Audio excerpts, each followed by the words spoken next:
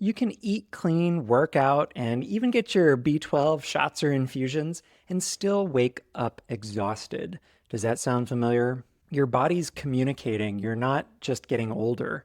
But most people are asking the wrong question, like, what supplement should I take for my energy? When we should be asking, what energy signal is my body trying to send? Those are completely different investigations, and when you start asking the right questions, everything starts to shift. I'm Dr. Kenny, root cause health detective and IFM certified functional medicine practitioner, and I've watched this exact pattern play out over and over again in my practice. In this video, you'll understand the 3 locks that keep your energy trapped in your mitochondria, and more importantly, how to figure out which one is jammed for you. And if this root cause approach is resonating, hit that like button so that we can help to reach more people so they can decipher their own root cause clues to low energy and optimal mitochondrial health. So here's the one thing that I want you to lock in right now is that your energy potential is already there. It's just locked away in different roadblocks in your chemistry. When you unlock the right lock, the same habits and supplements start to work and unblock things differently. You're not failing at supplements, that's for sure. Your mitochondria are protecting you, and let me show you the how and the why. Your mitochondria read safety signals from your nervous system. This is way beyond metaphorical. This is actual biochemistry in action. When your nervous system is in that rest and digest state, the parasympathetic state, or what we can also call vagal activation, your mitochondria are given the permission to expand their efficiency, their size, their numbers. Supported vagal tone itself turns on a gene called the PGC1 alpha. This gene essentially signals to build more and build better mitochondria, more capacity, better energy efficiency. Research shows that this gene is the master regulator of mitochondrial creation, and vagal activation is one of the signals that turns it on. But the situation in most realities are that we are in a state of chronic fight or flight nervous system activation. Chronic stress, whether it's perceived or hidden in different forms, your nervous system locks down and your mitochondria do not receive that signal to grow and proliferate. They basically say, no, I'm good here. It's not safe to expand. I'm going to conserve my energy. And of course, that manifests as low energy. This is how they essentially prioritize safety over capacity. And that's the rule, that's biochemistry. So the way this appears in real life is that a person can be eating all the right foods or taking all of the longevity supplements for their mitochondria. They're working out regularly, doing zone 2 and zone 4 and resistance training and all of that. But they still hit those energy walls, exhausted during the day, but somehow wired at night. A great measure for this is also heart rate variability, which measures your parasympathetic tone in an easy to track form. The lower it is, or the lower the variation is between heartbeats, the lower your parasympathetic tone, the lower your vagal tone. So that's the first lock. When it's stuck, it directs the rest of our chemistry. Your nervous system is saying no, so your mitochondria refuse to expand, grow, and become more efficient. And that's regardless of all of the good things you're trying to do to support them. So a quick self-check to see if this might be your lock or one of your locks is, do you consistently have low heart rate variability? If you use a fitness tracker, that's a really great way to keep in touch with that information. Do you feel tired during the day but wired at night? Do you carry a lot of shoulder or jaw tension on a day-to-day basis? And do you notice that your energy briefly responds well to things like deep breathing or a quiet walk, something restorative? If 2 or more of these resonate, this might be your lock that's jammed up. Now, everybody's treatment becomes very specific when we do like a full lifestyle analysis, but deep breathing exercises, restorative yoga, increasing vagal tone through things like humming or singing or gargling even, are great ways to strengthen the tone of your vagus nerve. Also, sending consistent sleep and awake signals, morning sunlight, magnesium, all of these can be restful safety cues to the nervous system that trickle down into your mitochondrial function and efficiency as well. But the main goal in nervous system regulation is to send the signal of safety body-wide, mind, body, spirit, mitochondria. And aside from heart rate variability, another great test to lean on for insight into the resilience of your stress systems and immune systems is something like a 4-point or 6-point cortisol test. This helps to show you your cortisol rhythms throughout the day, which give us fantastic insight into the adaptability and the resilience of these systems. No matter how you track it, data can be one of the strategic levers that guides insight into how you address your fatigue. So that's the first lock. If your nervous system is stabilizing, your heart rate variability is in a good place, but your energy is still stuck, that means the second lock is likely jammed. Maybe you're taking all the mitochondrial supplements, the CoQ10, the B vitamins, magnesium, iron, everything that gives the right supplies for your mitochondria. But maybe your body can't use them, or they're just passing through the system or not getting absorbed properly. And essentially, because of the inaccessibility of your materials, energy stays locked up. There are 3 main reasons why this second lock gets stuck. First of all is the gut factor. Dysbiosis or imbalances in the microbiome, plus things like low stomach acid or insufficient bile production and storage, can impair your nutrient uptake. And this is important for things that are fat soluble like CoQ10 and vitamin D, which need bile to be absorbed properly. And as far as the B vitamins go, yes, we get a lot through our diet, but your microbiome actually makes a lot of them as well. When there are imbalances in the gut, you may not be getting enough B vitamin synthesis to happen naturally. And perhaps the largest factor of the gut involved is when there are overgrowths, there are increased chances for inflammation. An inflamed gut does not absorb nutrients properly. So what you may be taking in through your mouth may not actually be getting into your cells. Reason number 2 that this second lock remains jammed and unable to absorb nutrients properly is the methylation factor. And I'll talk about this in a separate video. Methylation is an incredibly important cellular process that helps to activate vitamins so that they are functionally accessible. But when that is blocked, those vitamins and nutrients are also functionally blocked. The way this manifests is you can have normal B12 levels on your blood work, but you can still functionally be in a deficit. Same with folate. The issue isn't oftentimes quality, but it's the usability of these nutrients, which are key players in methylation. This is why you may feel tired or get a very short-term boost from a B12 injection or transfusion, and your labs say your B12 is normal, but the supplement you're taking is really not doing a lot because we're not unlocking it through the process of methylation. And reason number 3 for blocked supplies, this second lock, is all around mineral availability and oxidation, or the aging process that happens to our cells, just like the browning of an apple. A prime example of this is too much iron. This can drive stress on the cells and specifically inside your mitochondria. They rely on iron. Iron is one of those minerals that very much follows the Goldilocks principle. Too little and it drives things like iron deficiency anemias, which is ultimately decreased energy production if we really boil it down.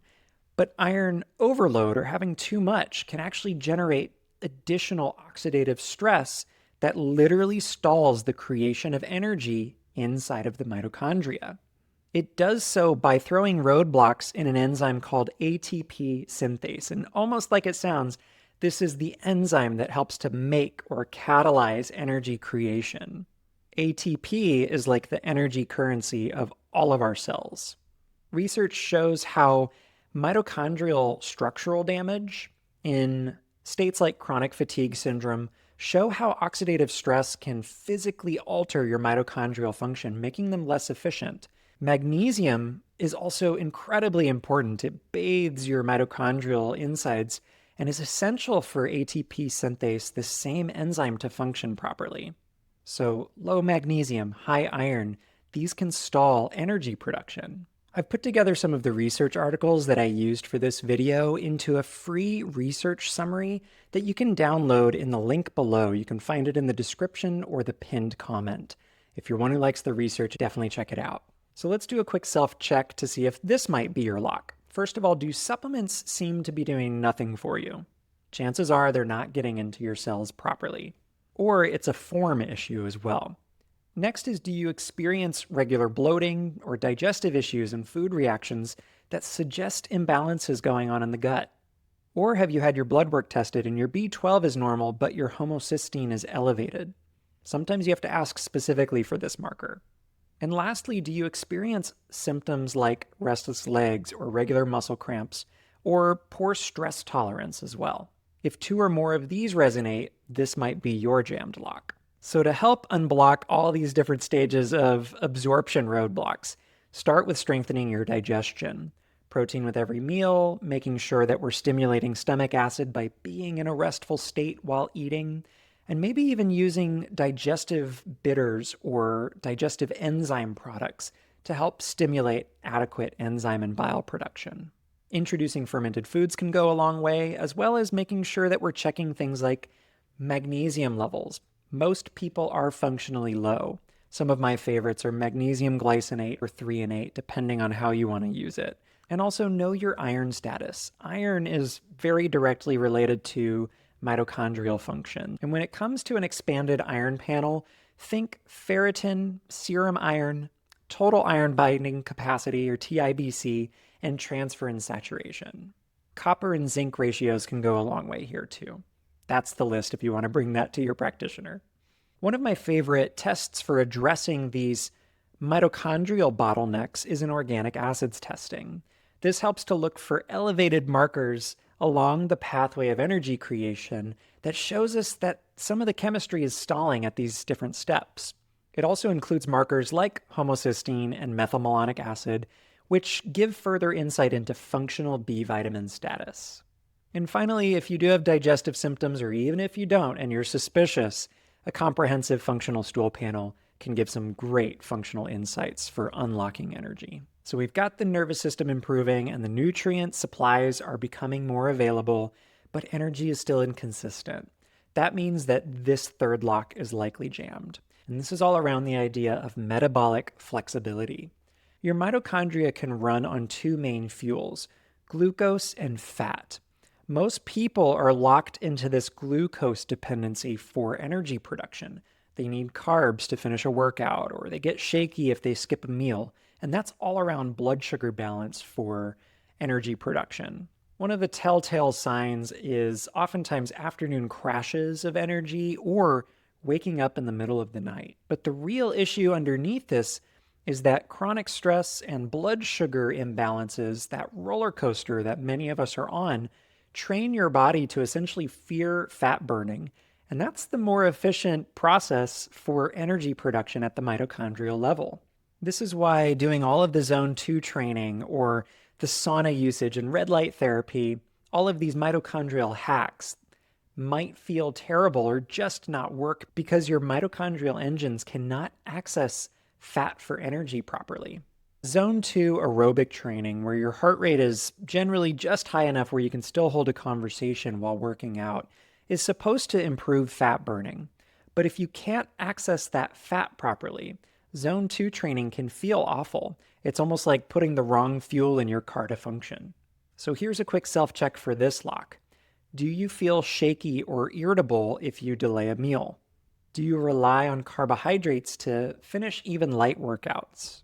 Do you crash in the afternoon after eating lunch, or do you wake up in the middle of the night without any reason?